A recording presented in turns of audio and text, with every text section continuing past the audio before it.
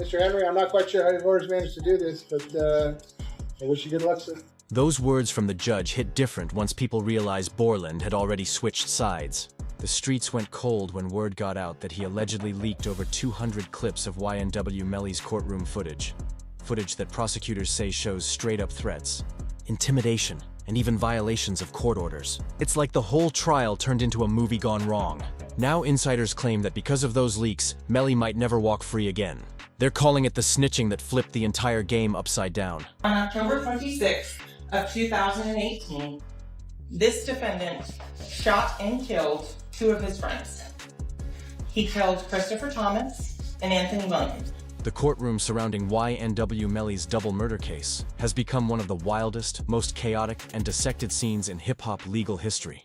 Every single time Jamel Demons, better known as YNW Melly, steps into that courtroom, it's pure chaos. Cameras flash, rumors explode, and fans can't decide whether they're watching justice or betrayal unfold right in front of their eyes. But what really blew the roof off the story was when it came out that Melly's co-defendant, Cortland Henry, better known as YNW Bortlen, allegedly leaked more than 200 clips of Melly inside the courtroom. Hundreds of recordings showing moments that no one was ever supposed to see.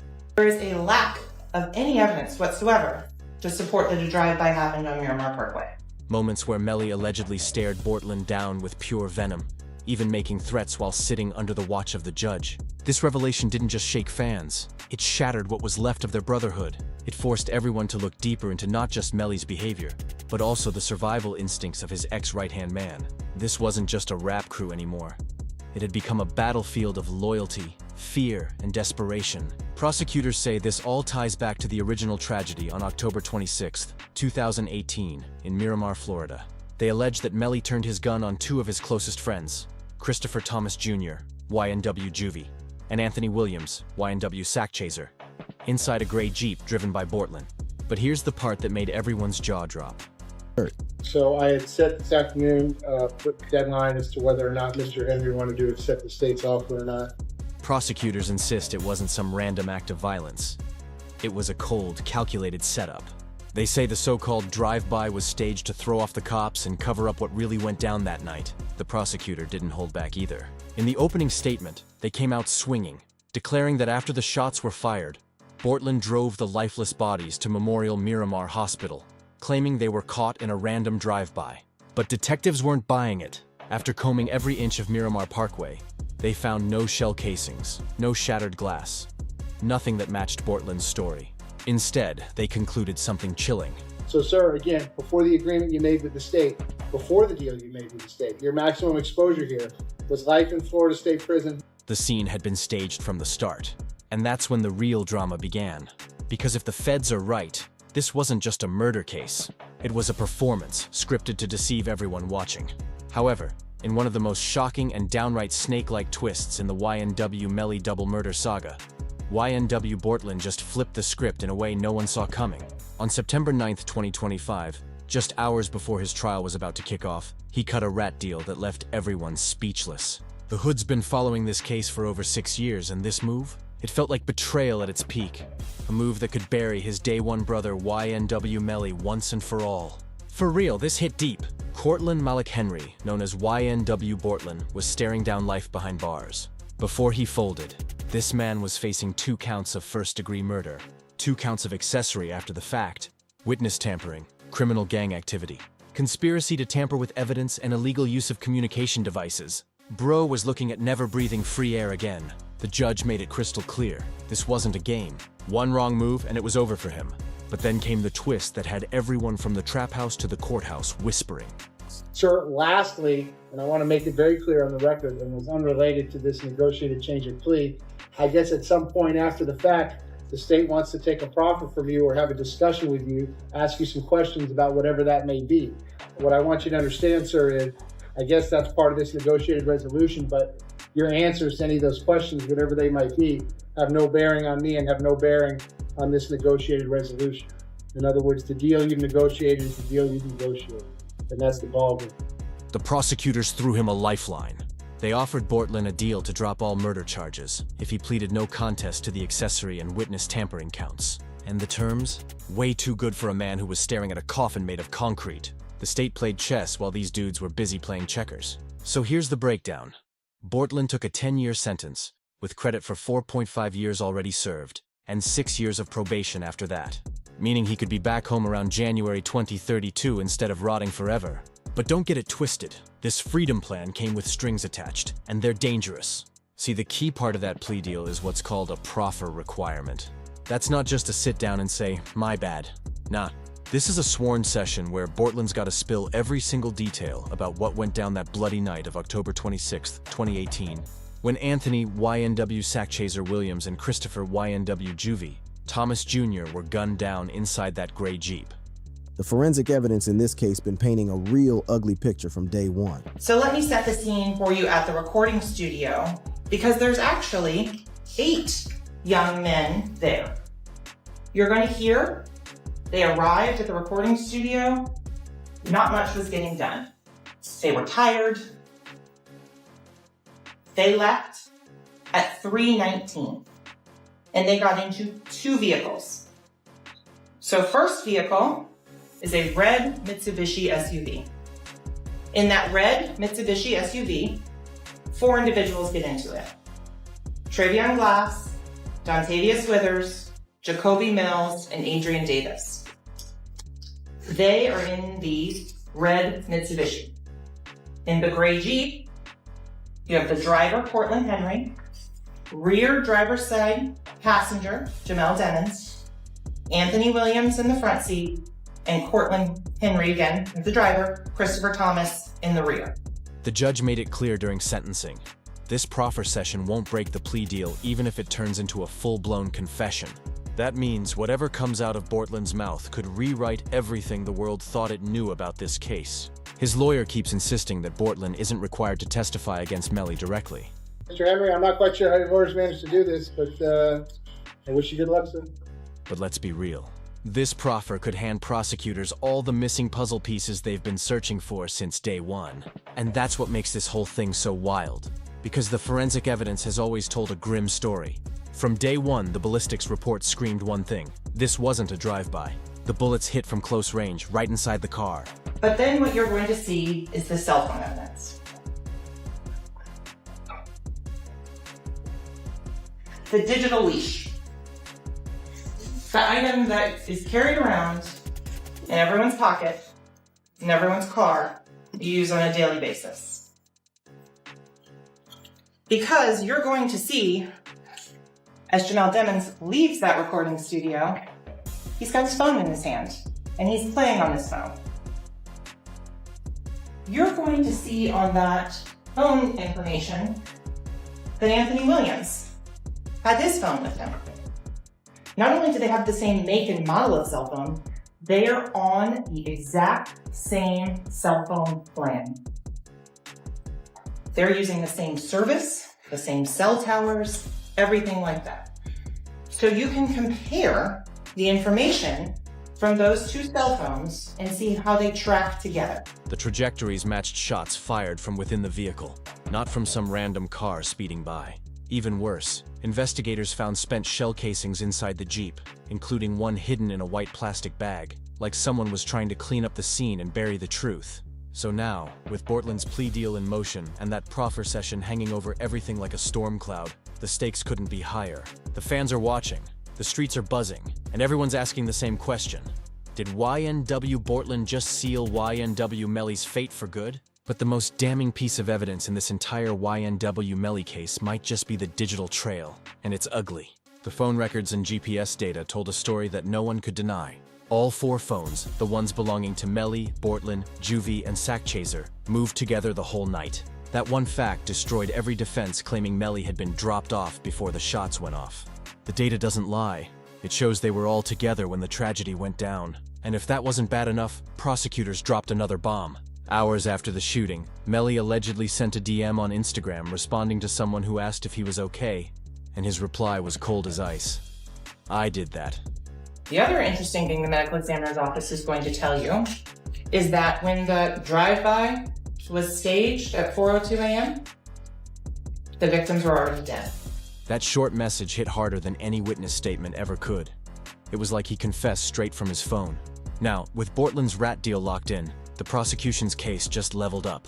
By pleading no contest to accessory after the fact, Bortlen basically admitted that a murder happened, and that he helped cover it up. This isn't just a man-dodging trial. It's the state finally getting confirmation from the only other person who survived that night inside the whip. For prosecutors, that's gold. It's the validation they've been waiting 6 long years to get. And the timing of this betrayal? Man, it couldn't be crazier. Bortlen's trial was literally set to start the very next morning, September 10th, 2025. The judge had made it clear.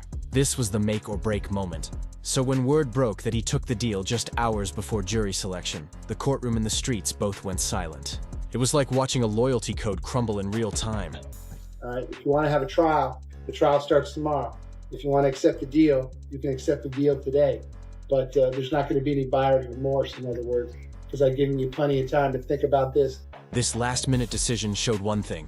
Bortlen's team finally realized how stacked the deck was against him. The prosecution had the phone data, the ballistics, the forensics, the shell casings, all of it. Sources say prosecutors had already offered him earlier deals, including one for 16 years. But those expired when he refused to talk.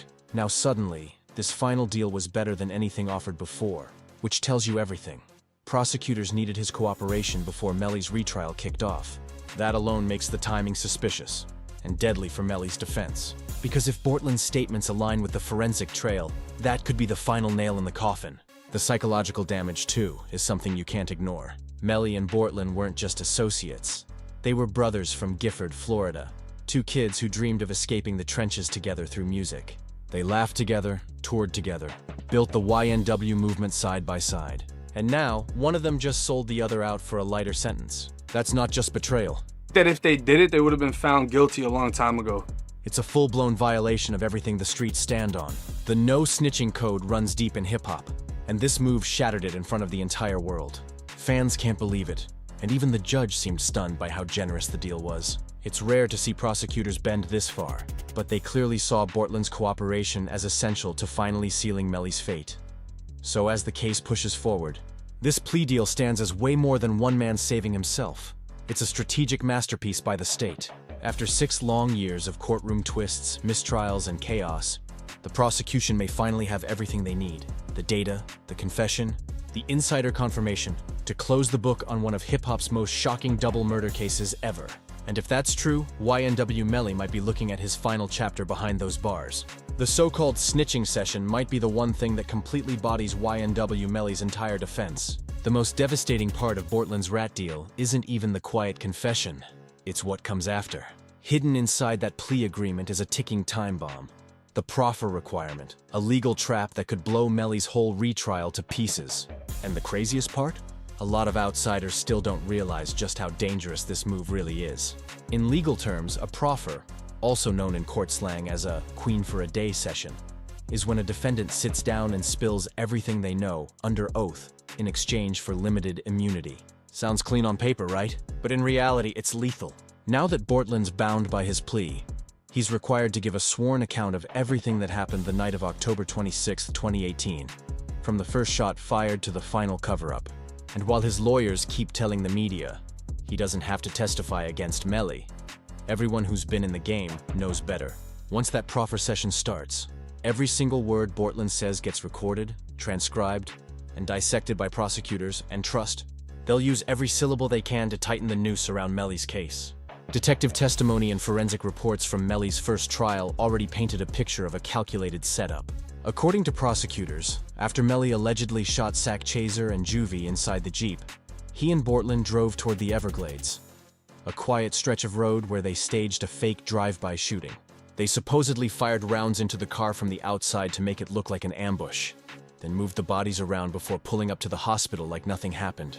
If Bortlen confirms any piece of that timeline under oath, Melly's entire "I wasn't there" defense could go up in flames. Because this ain't just about pleading to accessory after the fact. This is about reconstructing the whole crime, piece by piece, through a sworn statement that fills in every gap the state's been struggling to prove for 6 years. Even if Bortlen never directly says Melly pulled the trigger. I jump to conclusion, but I understand why people may think that. What often happens is prior to any during plea negotiations and prior to any plea being entered by a defendant. His words could still validate the prosecution's theory by confirming that he helped cover up the murders afterward. And that's enough to crush any lingering doubt in the jury's mind. To really see how dangerous this is, look back at Melly's defense from his first trial. His lawyers built their case around one major claim.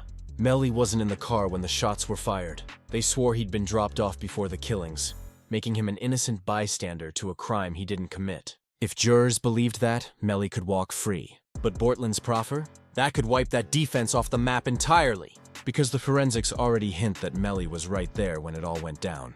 Bullet trajectories from inside the Jeep show shots fired from the rear left seat, the same spot where Melly was seen sitting on studio surveillance footage earlier that night. The drive-by story never added up.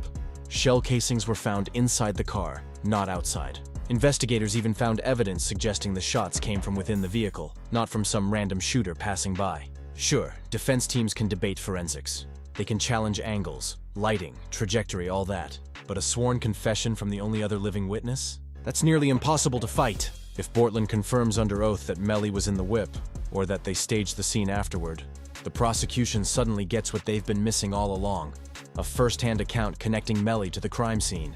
And that's where things get deadly for the defense. Once that timeline gets locked in, supported by cell phone pings, GPS tracking, and Bortlen's own statement, there's no wiggle room left. The prosecution won't just have evidence. They'll have the story, straight from the inside. If this proffer session goes the way prosecutors are hoping, it could officially close the door on any hope of YNW Melly walking free again. What started as a brotherhood between two kids chasing fame in Florida might now end as one of the most brutal betrayals in hip-hop history. Bortlen's proffer could end up being the most lethal weapon in the prosecution's entire playbook. A minute-by-minute breakdown from someone who was right there when it all went down. Once he starts talking under oath, the defense won't have much room left to twist the timeline or invent alternate theories. Every second, every turn, every move will be laid out by the only other man who knows what really happened in that car. And here's where it gets even worse for Melly. This proffer might finally answer the one question that's haunted the entire case. 6.5 years, and with no phone calls, no visits. They say his mama said she ain't seen them since, like since they been in there, damn near. She ain't seen them. She said she talked to him on the phone a couple of times, but they took all his phone privileges. Why? The prosecution's biggest weakness so far has been the lack of a clear motive. Why would Melly, a rapper sitting on fame and fortune, turn on his day one brothers? Rumors have swirled for years. Talk of money issues within the YNW brand, jealousy, ego trips, maybe even personal beef. But nothing's ever been proven. If Bortlen decides to open up about what was said that night, any heated argument, threat, or split-second rage that sparked the violence, that could completely flip how the jury sees Melly. Look, I have a couple people around that I've been friends with forever, but they're not really involved in my life like that. They're not involved in my business. They're not involved in my day-to-day. And that's not even the end of it. The third and most damaging effect of this proffer is how it could obliterate Melly's entire defense narrative. If Bortlen confirms that Melly was in the car during the shooting and helped stage the scene afterward, the defense can kiss the "he wasn't there" story goodbye. At that point, the lawyers won't be arguing innocence. They'll be begging for leniency. They'll have to pivot from denial to straight-up damage control, maybe aiming for lesser charges or mental state arguments just to keep Melly from catching life without parole. But beyond the courtroom, the psychological warfare this creates is wild. The moment Bortlen signed that plea deal, Melly's entire world shifted. He even filed a motion for new legal counsel, claiming he had irreconcilable differences with his current attorneys. That move screams panic! It shows that this betrayal forced a total reset of his defense strategy. When your co-defendant and childhood homie decides to talk to the feds, it's not just a betrayal, it's a death sentence for your case. The cultural side of it makes it even heavier. In hip-hop, the no-snitching code runs deep. It's a law of the streets, a badge of honor. And now, Bortlen's decision to cooperate, even just a little, is being seen as one of the ultimate violations of that code. No matter how his lawyers spin it, the hood already labeled him a rat. The fact that his deal included a proffer, sworn cooperation with the state, means his name will never carry the same respect again. Still, not everyone's convinced this guarantees a win for prosecutors. Some voices online, like content creator 1090 Jake, have said the state's case might not be as strong as it looks. pointing out that the trials dragged on for years and the first one ended in a mistrial. But let's keep it real. That mistrial in 2023 wasn't some clean escape. The jury split 9-3, leaning toward manslaughter instead of a full acquittal. That means most jurors did believe Melly was involved, even if they couldn't agree on premeditation. And now, with Bortlen's cooperation, that sliver of reasonable doubt might disappear completely. Because even if Bortlen never takes the stand, that proffer session is a goldmine for the state. Prosecutors can use his sworn statement to back up the forensic timeline, match it to phone records, and strengthen witness testimonies. It gives them an insider's account that ties all those loose threads together, turning what used to be a messy case into a clean, cinematic story that jurors can follow and believe. And timing? It's perfect for the prosecution. Melly's retrial got pushed to January 2027, which means the state now has over a year to dissect Bortlen's statement, refine every angle, and tighten their strategy like never before. They can line up new witnesses, trace fresh digital evidence, and use his proffer as a blueprint for a rock-solid case. At this point, what started as a brotherhood from the trenches of Gifford, Florida has turned into a war of survival. One brother talking, one brother fighting for his life. And with every word that comes out of Bortlen's mouth, the noose around Melly's defense gets tighter and tighter. Until there's nowhere left to run. Perhaps the most crucial blow from Bortlen's proffer is what it does to Melly's last remaining lifeline in court. It completely kills off one of the strongest defense strategies available in multi-defendant cases. Normally, when two co-defendants are facing the same charges, lawyers can play the blame game, each side pointing fingers, spinning narratives, and clouding the jury's judgment about who really did what. But with Bortlen now cooperating instead of fighting, that strategy is dead in the water. Melly can't blame the other guy anymore. The "it wasn't me, it was him" card just got snatched right out of his hand. And the psychological pressure this puts on Melly is unreal. He's been locked up since February 2019, sitting in that county jail for over 6 long years, still screaming his innocence while the world debates whether he's a murderer or a misunderstood artist. Now, imagine facing a retrial knowing your day one brother might hand the prosecution the very evidence that buries you for life. That kind of isolation, betrayal, and uncertainty eats at your soul. It's a different kind of torture that no amount of fame or money can fix. This type of stress can break anyone, even someone as mentally tough as Melly. Insiders are already whispering that this kind of pressure could push him toward plea negotiations of his own. When the walls start closing in, even the most loyal ones start thinking about survival over silence. And that's the deeper truth here. Bortlen's cooperation doesn't just hurt Melly's defense. It sends a powerful message to every rapper, every crew member, every defendant watching this play out. Loyalty has limits when you're staring down a life sentence. It's a dangerous precedent for the hip-hop world, where loyalty and street codes are treated like sacred law. Bortlen's decision to fold could ripple through the entire industry, changing how prosecutors approach future cases and how defendants decide to play their cards. What we're witnessing isn't just a courtroom move. It's the systematic destruction of a brotherhood, a brand, and possibly the entire YNW legacy. The final snake move, the one that fans and insiders keep talking about, came to life right after that plea deal hit the news. Within hours of signing the paperwork, Bortlen was transferred to the South Florida Reception Center. And that's when the world saw the photo that said it all. His signature dreads were gone. No more signature look, no more image of the loyal homie. The cut symbolized something deeper. A man shedding his old identity and stepping into a new one, as a cooperating witness. That image exploded online. Fans were split down the middle. Some flooded comments with hate, calling him a sellout and a rat, while others said they understood. That a man will do what he has to when the choice is between freedom and forever behind bars. But the real shock came from Melly's response. Just one day after Bortlen's plea hearing, Melly fired off a motion for new legal counsel, citing irreconcilable differences with his current attorneys. That wasn't just paperwork, that was a panic button. It showed that Bortlen's betrayal completely blew up the foundation of his legal defense. With less than 2 years before his retrial, Melly's entire team had to go back to square one, rebuilding a defense from the ashes while knowing the state now had an insider ready to talk. The cultural fallout from all this has been explosive. Hip-hop social media lit up like wildfire with debates over what Bortlen did. Some rappers and fans labeled him a straight-up rat, saying he violated the most sacred rule in street culture, the no-snitching code. But others took a different stance, arguing that Bortlen made a human decision, choosing life, family, and a second chance over dying in a cell for someone else's actions. The community is divided like never before, And that split says everything about how blurred the lines have become between street loyalty and self-preservation. Even legal experts started weighing in. Attorney Safa Robinson-Ferrez pointed out something that's got people thinking.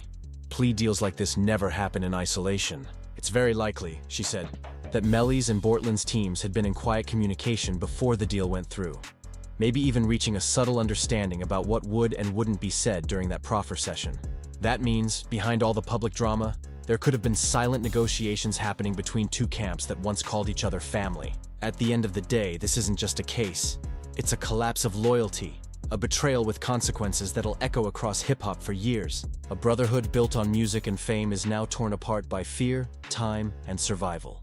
The image of Bortlen without his dreads, standing in that intake photo, will be remembered as the moment when the YNW dream officially died. And Melly's future turned into a countdown.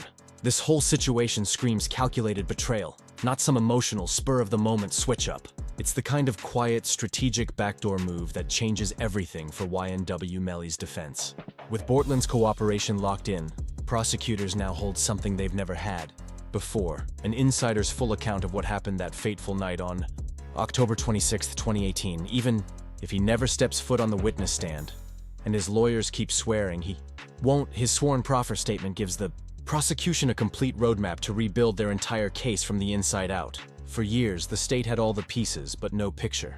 They had the forensics proving the shooting happened inside the whip, digital evidence showing all 4 phones traveling together that night, and circumstantial proof of the staged drive-by.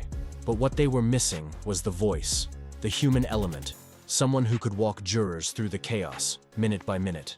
Now, Bortlen's proffer fills that gap perfectly, taking cold facts and turning them into a story that hits deep. And this new development has sparked a domino effect that's only adding to the pressure. The victims' families have already jumped into action, with their attorneys demanding Bortlen's deposition for civil wrongful death lawsuits. That's a whole new battlefield. It forces Bortlen to double down on his version of events, because if what he says in the civil deposition doesn't match what's in his criminal proffer, he could be slapped with perjury charges, and that would blow up his plea deal completely. That means he's got no choice but to stay consistent, detailed, and brutally honest about everything he knows. And for prosecutors, that's perfect.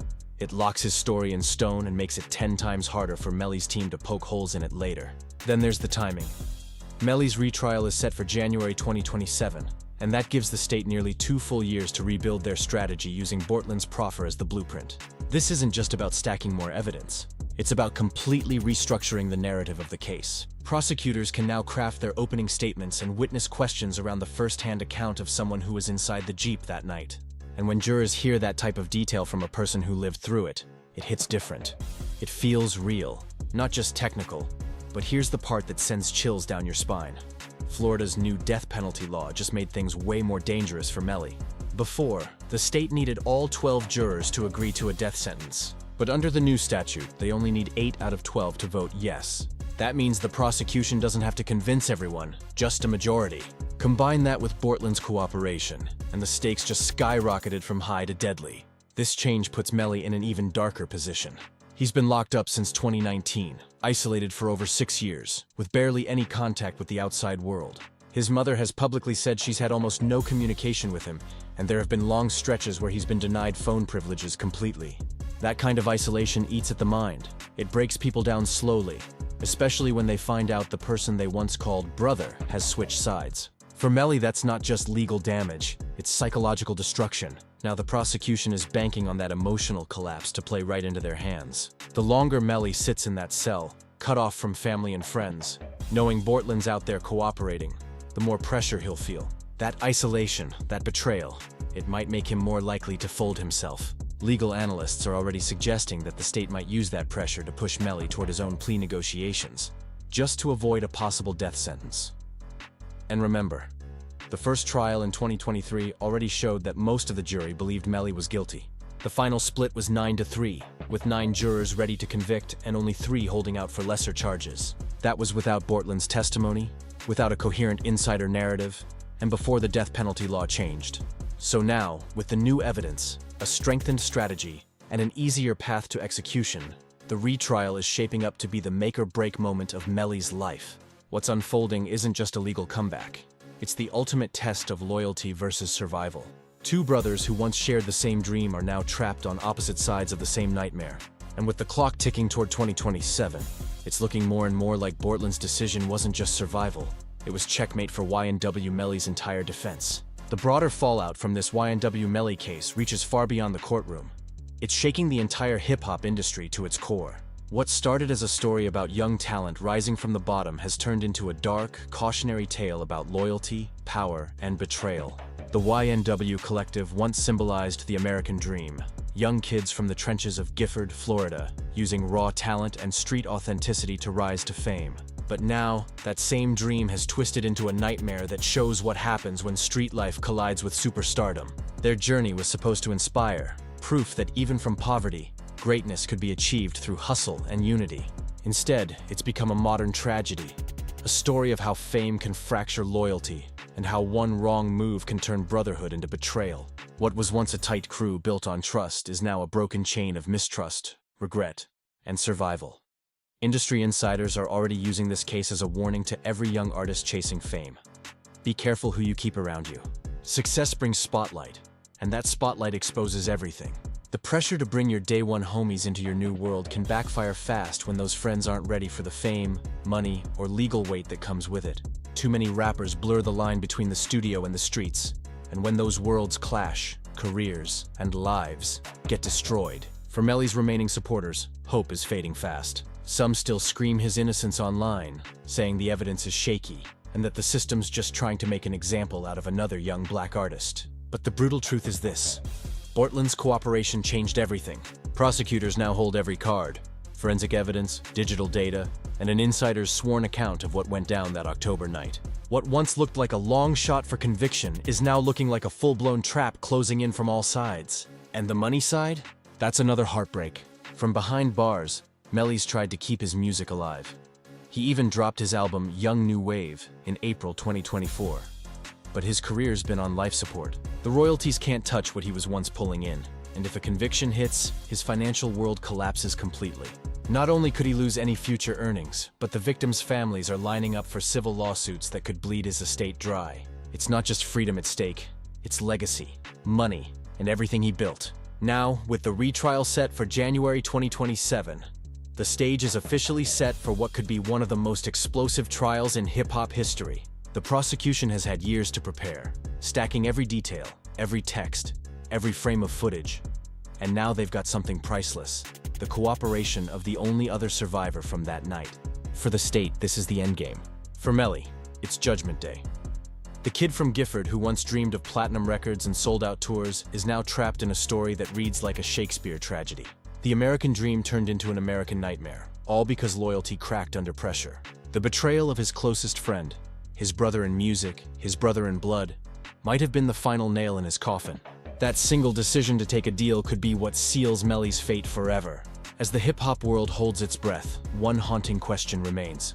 Will this betrayal finally bring justice for Sakchaser and Juvy? Or will Melly somehow find a way to defy the odds, beat the system, and reclaim his freedom against all logic and law? The truth is coming soon, but the damage is already permanent. The friendships? Gone. The trust? Shattered. The legacy? Forever tainted. No matter what happens in 2027, one thing's clear. This case will go down as a defining moment in rap history. It's not just about guilt or innocence anymore. It's about how fame, ego, and fear can rip apart everything you built. The YNW movement was supposed to be a brotherhood that rode together till the end. But now, that ride or die promise has been rewritten into a final, chilling lesson about what happens when the dream turns deadly. And as the world waits for that courtroom verdict, hip-hop stands divided, torn between loyalty and justice, between myth and truth. Whatever happens next, this will be remembered as the case that changed the game forever. Because in the end, YNW Bortlen's plea deal wasn't just a legal move. It was the last verse in a story that began with hope and ended with heartbreak. Click one of the cards on your screen to see more stories like this and witness the rise, the fall, and the final betrayal that shook hip-hop to its core.